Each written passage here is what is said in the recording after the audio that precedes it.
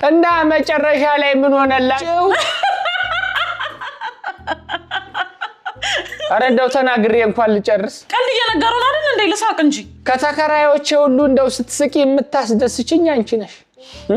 ኮንፊደንስሽ መሳቁን ሳቂ ያምራል እኮ ሳቅሽ።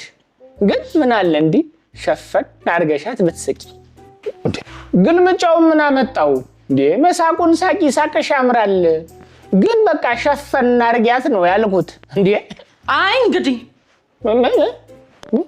ጆሮዬ ነው። አይ እንግዲህ ማን ነው? አይ እንግዲህ እኔን ነው። አይ እንግዲህ ስንት ነገር ችዬ በኖርኩ። አይ እንግዲህ እኔን ለዚህ ንግግርሽ 500 ብር የቤት ኪራይ ጨምሬያለሁ። እግርሽን ደግሞ ከሶፋ ላይ አውርጂ። ስንቱ ቦዱ የሚለውን እኔ አውጥቼ በተናገርኩ ነው እንዴ? አይ እንግዲህ እኔን እርሱ ሰውዬ ምን አድርጊ ነው የሚሉኝ? ምንስ አድርጊ ብልሽ ምን አድርገሽ የምታውቂው ነው አንቺ? ይልቅ ሮሃ ስፔሻሊቲ ዴንታል ክሊኒክ ሄደሽ በ600 ብር እችን ጥርስሽን ብትታጠቢያት ነው ምለው። እኔ ለራስሽ ብዬ ነው እንዳይከፋሽ፣ ለራስሽ ነው። በ600 ብር?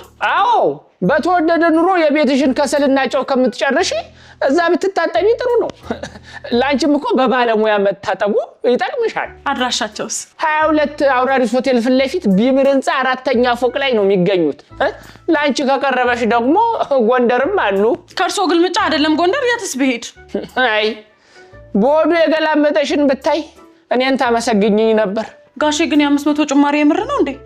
100 ብር ጨምሪና ታጠቢባት። ምሬሻለሁ። የሚቀጥለው ወር ግን ያው ይጸናል። ዶክተሮችን ሳናማክር በተለምዶ ጥርሳችንን ለማንጣት የምንጠቀምባቸው ነገሮች በቀላሉ ጥርሳችንን ሊጎዱ እንደሚችሉ ያውቃሉ? ከጥርስ ጋር በተያያዘ ለየትኛውም የህክምና አገልግሎት ወደ ክሊኒካችን ጎራ ይበሉ።